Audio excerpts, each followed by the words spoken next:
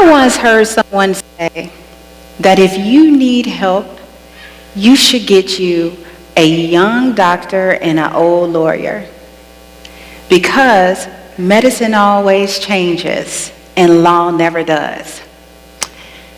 I thought that was funny, but I also had to consider that they were right. It takes a long time for laws to pass and to implement policy. I'm sure that you've heard of the Fair Housing Act, but have you heard of Shelley versus Kramer and Jones versus the Mayer Company that led to that legislation? What about Bug versus Bell or Ralph versus Weinberger? One of those court cases led to the legalization of eugenics and forced sterilization, and the other assured that no federal dollars could be used for forced sterilization, and it established standards for informed consent. I know you've heard about the Voting Rights Act of 1965, but have you heard of Shelby versus Holder and Merrill versus Milligan? Both of those cases were contemporary Supreme Court cases that were related to the Voting Rights Act, with one of them unraveling it and the other upholding it. I mention those cases and legislation because they had consequences. Consequences that had something to do with the trajectory of my family, probably your family, or a family that you may know in some form or another. I began teaching as a professor in 2017 at a historically white institution. I teach social work.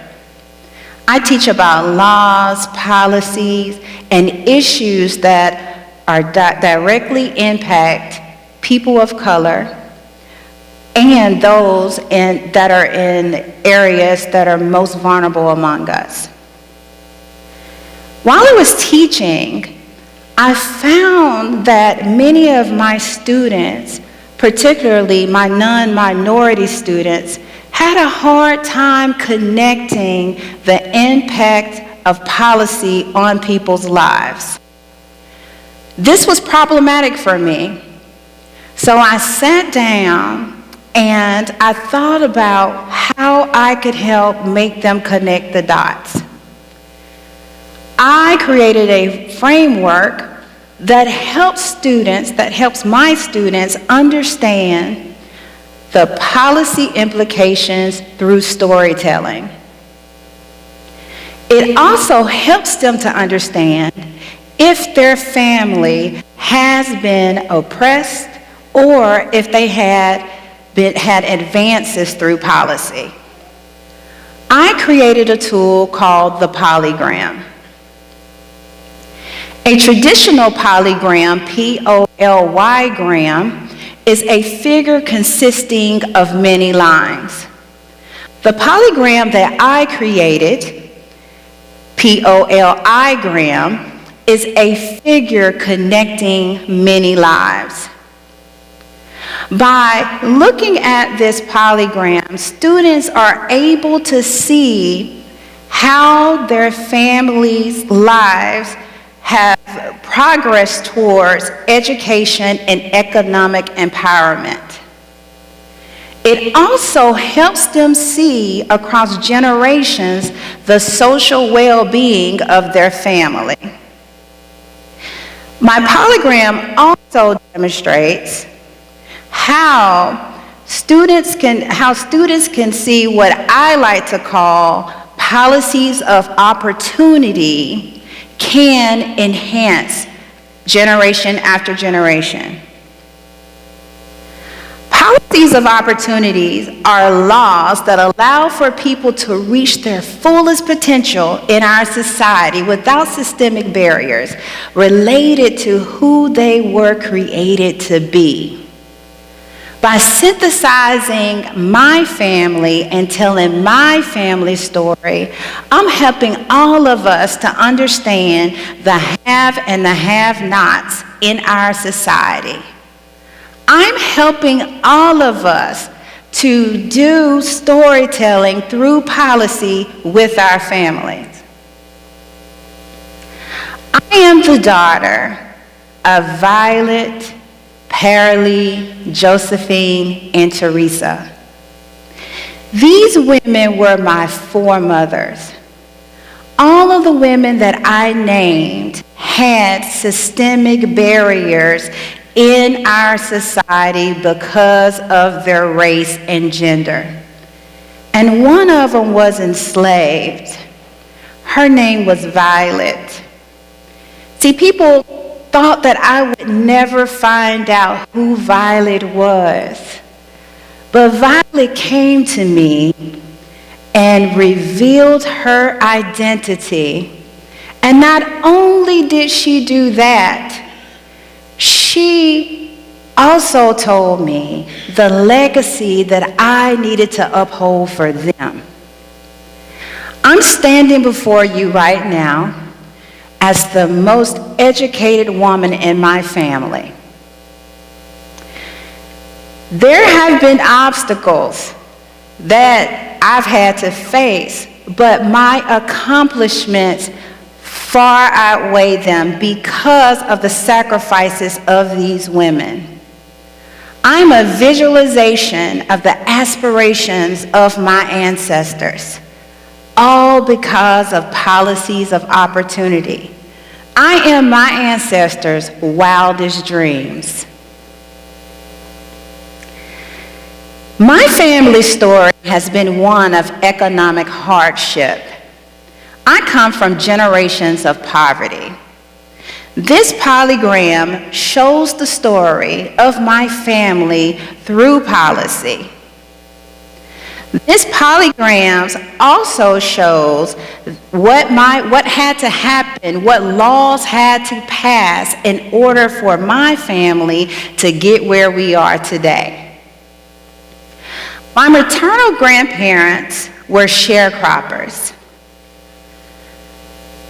My maternal grandparents were sharecroppers.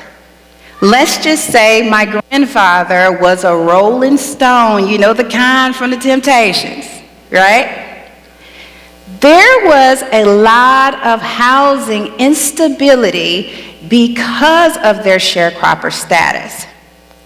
So my grandmother asked her brother for some money so she could buy land to get stable housing for her and her 14 children. You see, during the time that she was trying to build her home, women could not have a bank account in their name. Married women couldn't have a bank account in their name without their spouse's approval. And she certainly couldn't get a mortgage in her own name without the co-signature of my grandfather. So she got the cash from her brother. She bought the land for cash. Then she set out looking for work. She found work picking cotton on what the people in the community called the experiment farm. She labored on that farm picking cotton until she was able to have sufficient enough wages to build a foundation of her home. She built the foundation of her home by buying cement blocks. She bought those cement blocks one at a time on layaway. It turns out that that experiment farm that she labored on was and is owned by the university that I currently work for. I always tell the women in my family that we are building women.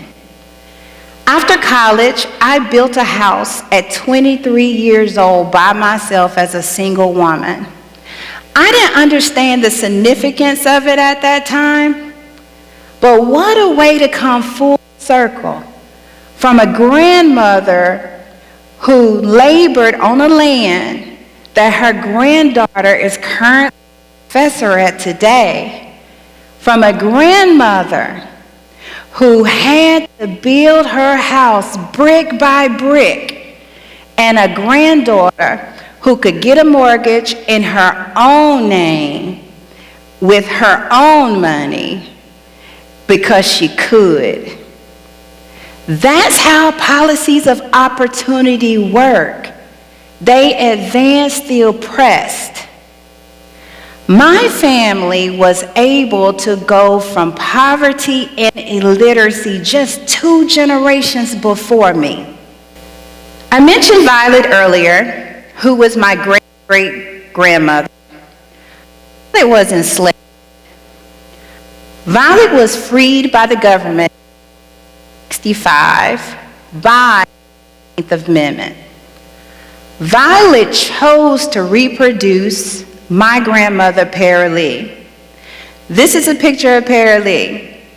You can tell Paralee and I look alike. They say we have the same personality, so I never met her, but I know she didn't play. Black women's bodies have been subjected to reproductive control for hundreds of years. From being bred in slavery to make us plentiful, to eugenics and forced sterilization to prevent us from having babies made with love, to now being told what we can do with our own eggs, like in my state of Alabama, my home state of Alabama. Alabama is also the place where Ralph versus Weinberger was filed, and the plaintiffs were the Ralph sisters. The Ralph sisters were teenage girls who were forced sterilized because they were poor, black, on public assistance, and had mental limitations. My grandmother had to shoulder a lot of responsibility, as many black women have to do. She could not even get stable housing in her name by herself without the co-signature of my grandfather. But I do want to acknowledge that he had his own social and economic challenges during that time. It wasn't until the 1960s that my grandmother could get a bank account in her name. And the 1974 Equal Credit Act allowed her to establish credit by herself. My grandmother was born in 1911 and died in 1987. And for her, the majority of her life, she was not free. She was not free to be independent because of laws in this country. But I honor her, though. I went to her house and I got some of those cement blocks and I put them under my desk, and that's where I rest my feet to do my work. Because she sacrificed a lot for me. And it's so spiritually grounding and comforting knowing that I had a good foundation, literally and figuratively. My mother graduated high school in 1963. She was eligible to vote, but she couldn't because of fear and intimidation. The Voting Rights Act passed in 1965. But she still did not vote for many years because of the trauma related of trying to vote previously. Voter suppression still happens today. Court cases like Shelby versus Holder gave way to voter suppression laws being created all across the country, like the one in Georgia that prohibits people from passing out water and food provisions for people who are standing in line to vote. But recently in Alabama, advocates challenged illegal racial gerrymandering under Section 2 of the Voting Rights Act. That case was called Merrill versus Milligan, now called Allen versus Milligan. And they won. You know what that means? That means that minority candidates have a better chance of being elected, and minority voters have a better chance of electing people of their choice. My parents bought a house in 1969. Do you know what had to happen in order for them to buy a home in close proximity to a white community? The Fair Housing Act of 1968. But before that, white families were benefiting from government programs that helped them build wealth and attain education that increased a wealth gap so staggering that thinking about catching up to it today is overwhelming. We have a hard time in this country acknowledging the harm that's been done to people of color through policy. Our lives have been devalued across time. But one of the most beautiful things that we can offer each other is understanding, especially when there has been harm done. When I don't want to understand something or I don't want to deal with something, usually I ask myself why. There are not enough of us asking why. Why society that champions hope and freedom are people's lives still being devalued?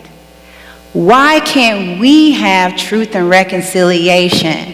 Why can't we acknowledge that there has been harm through policies to people of color that still have implications today?